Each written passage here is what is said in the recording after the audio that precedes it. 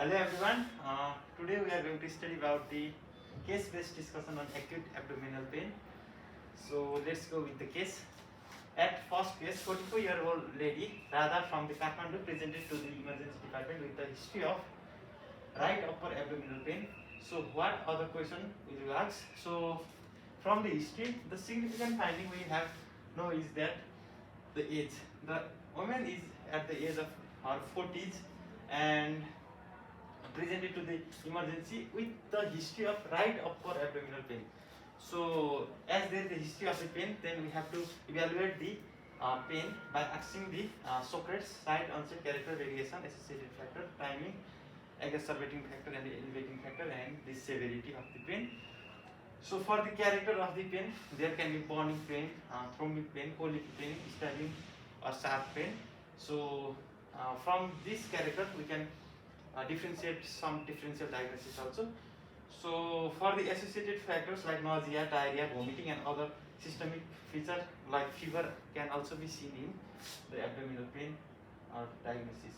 So we have to always see if there is any trauma in the history or not, and the past history of the tuberculosis and the surgery and the medication in present and surgery and the drug allergies. Menstrual history, as she is female, and menstrual history and the obstetric history must be taken, and the family history of malignancy, and if recurrent, suspect stones, peptic ulcer diseases.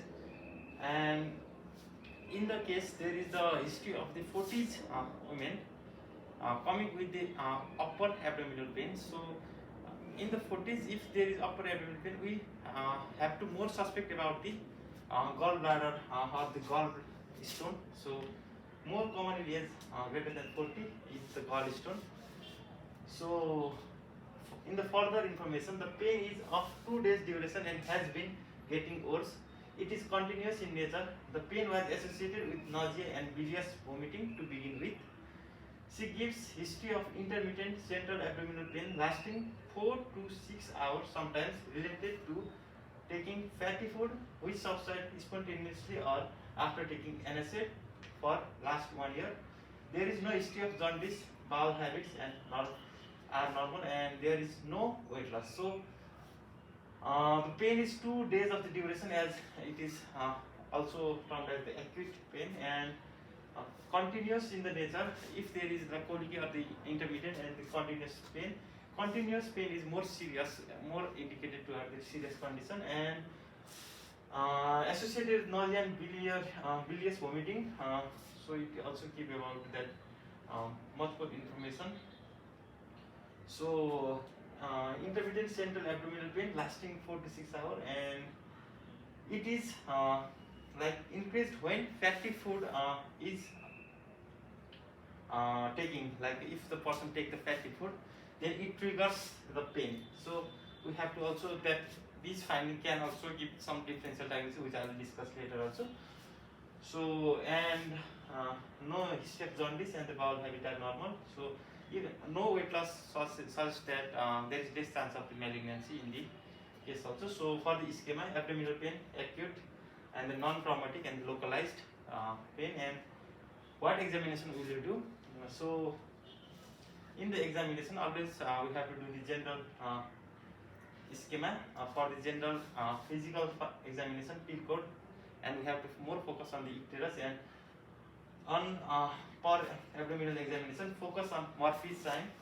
So for the Murphy's sign, we have to do the like palpation, deep palpation from the right iliac fossa downward to the upward, and when there is like touching of the gallbladder by your hand in the deep inspiration in the lungs, then it causes the colic like pain, and when like there is the stoppage of the breathing when the pain occurs. So this sign is Murphy's sign, and the intercostal tenderness, right upper quadrant tenderness is also be done.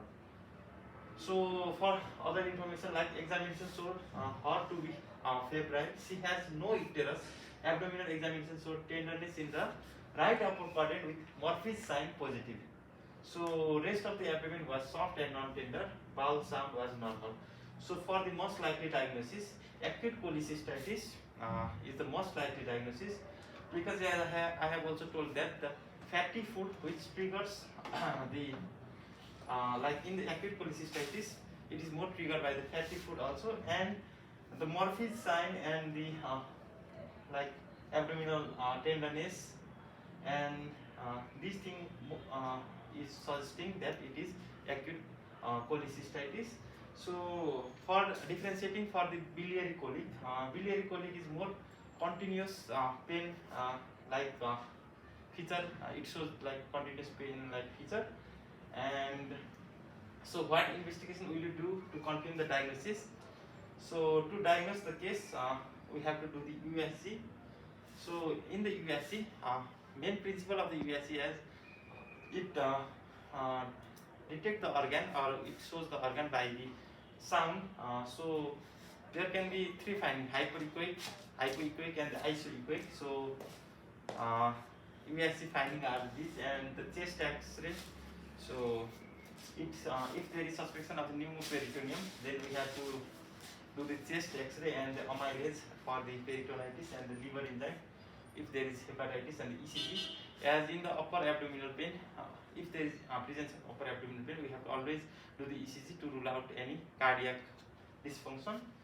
So for the investigation, there are three types of investigation to diagnose the case, and to see the patient condition, and to stage the disease. So these upper are for the diagnosis of the case, and to see the patient condition like CBC can be done, and to stage the disease, it is more in the malignant condition. So this investigation not applicable in this. So this is the case 1. So let's go to the case 2. So here 32-year-old Ramesh from Bharing presented to emergency department with the epigastric pain of 8-hour duration. So as we have to always see the age and the site of the pain and the timing, which is given in the information. So other finding we have to ask for the from the Socrates. So other information is like pain is severe, constant radiating to the back. So there are three types of pain: radiating pain, referred pain, and the shifting pain. So here is the radiating pain in the back, and it is made better by leaning forward. So this feature, like when the pain is being made better by the leaning forward, it more suggests about the pancreatitis. In the pancreatitis, there is the like patient will be in the silent patient, which it will stay in the emergency room at the corner, and by laying the leaning forward, so it also suggests for the peritoneal like pancreatitis. So it is associated with the vomiting 2 times, which is bilious small amount, and it has been out the night before on a binge drinking with some of his friends. So there is also a history of the alcohol drink, and he has had no similar pain in the past. He was in good health prior to this event. He drinks alcohol with his friends only on some occasion. So where in the schema are you now? So abdominal pain, acute, non-traumatic, localized, and the epigastrium. So in the subsequent, let's go to the first slide. Okay. In subsequent hour, it can be diffuse, as there can be like like there is the pain can be goes to the diffuse and the generalized pain. So for the differential diagnosis, peptic ulcer diseases, biliary colic, pancreatitis, and the cholecystitis are differential diagnosis. And what examination will you do? So we have to do the other examination also, but we have to more focus on the abdominal examination. So further information on examination, Ramesh looked ill. He had fever of 100 degrees Fahrenheit. He did not have icterus nor looked pale. So his pulse was 114 per minute, and the BP was 100/60. So he is in the tachycardia and the blood pressure is less. And the abdominal examination showed tenderness in the epigastrium, and the rest of the abdomen was soft and non-tender. So mainly like history of the fever and tachycardia and the blood pressure is less, and tenderness in the epigastrium. So mostly most likely diagnosis is acute pancreatitis. So we have to ask about the age, epigastric pain, and the pain relieved on leaning forward, and the alcohol history. So these are the features which also suggest that it is the pancreatitis. Which investigation will you do to confirm the diagnosis? So for the investigation, CBC, chest X-ray can be done, and serum amylase and lipase and USG of the abdomen can also be done. So for the next case, Santa, a 43-year-old lady from Darjeeling, presented to emergency department with a severe abdominal pain. What other question will you ask? So here, female, 43-year-old female, and there is not indication of the any site or the thing. So severe in abdominal pain. So we have to ask the Socrates. And the further information, she has had the pain for 2 days, and the pain pain for 2 days is acute, and the pain initially started in the epigastrium suddenly while she was working in the field. The pain was severe and localized to the epigastrium. So the pain is coming suddenly, so it is acute onset of the pain, and the pain was severe and localized to the epigastrium, and this was associated with bilious vomiting once. The pain has now become generalized and get worse on movement.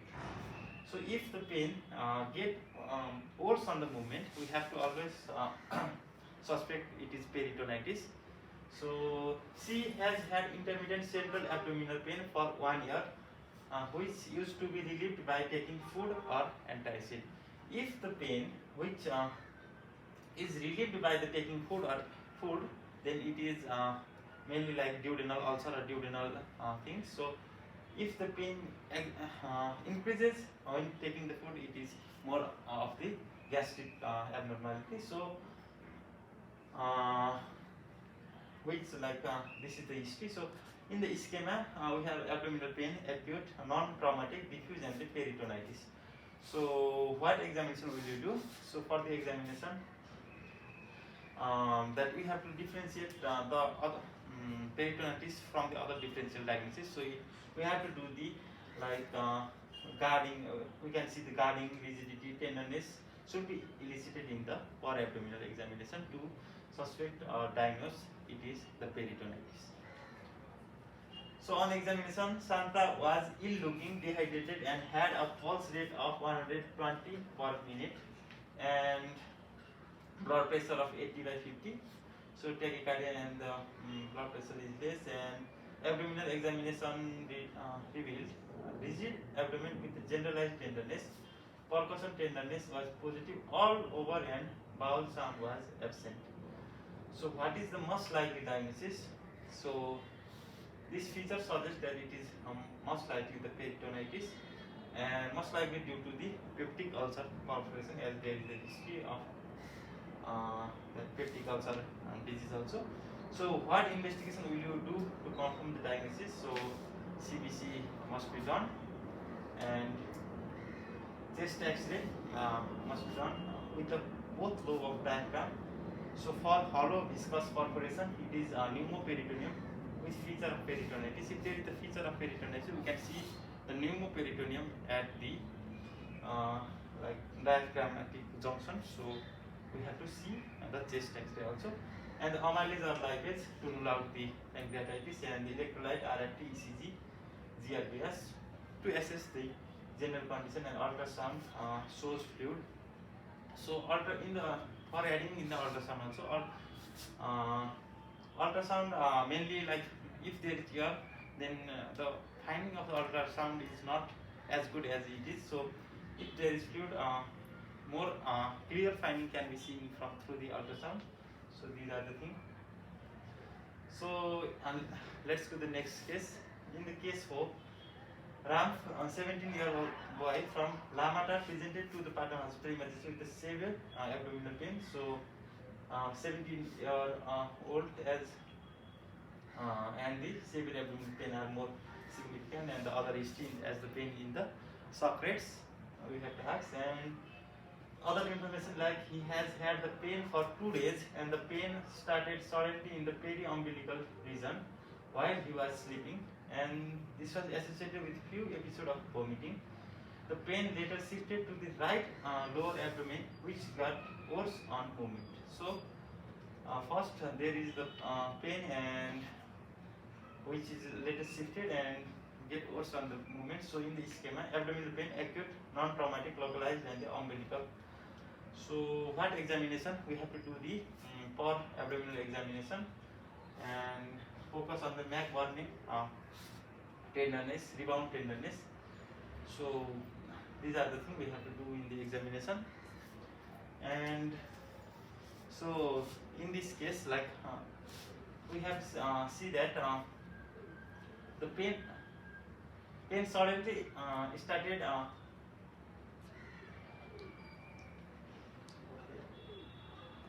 So other information. Okay, for the other information, on examination, Ram was ill looking, febrile, and had a pulse rate of 120 per minute and BP of 100/70, and the abdominal examination revealed guarding in right iliac fossa with MAC burnish tenderness, and percussion tenderness was positive. So most likely diagnosis is acute appendicitis, as there is in the MAC burning point there is the tenderness and febrile condition and other thing also more suggestive of the acute appendicitis. What investigation will you do to confirm the diagnosis? So CBC. In the CBC, there is leukocytosis and there is shift to the left, and ultrasound. If not suggestive, then we have to do the CT, and urine routine examination can also be done. So for the case-based discussion, first, if there is the patient, if come with the acute abdomen, and we have to always give the IV fluid to the patient, and if the patient is going to the shock, like there is the hypovolemic shock and there is high chance of being in the septic shock also. So always give the IV fluid, crystalline fluid to the patient, and then we have to give the antibiotics and also give the analgesics, and then we have to insert the tube and nasogastric tube so that the food content in the stomach can be taken out. And main thing is that we have to reduce the peristalsis of the abdomen or the gastric tract, so that further inflammation or the thing do not spread to the other part and the pain become localized in the gastrointestinal tract. So these are the things which we need to know in this case. Thank you everyone. Thank you.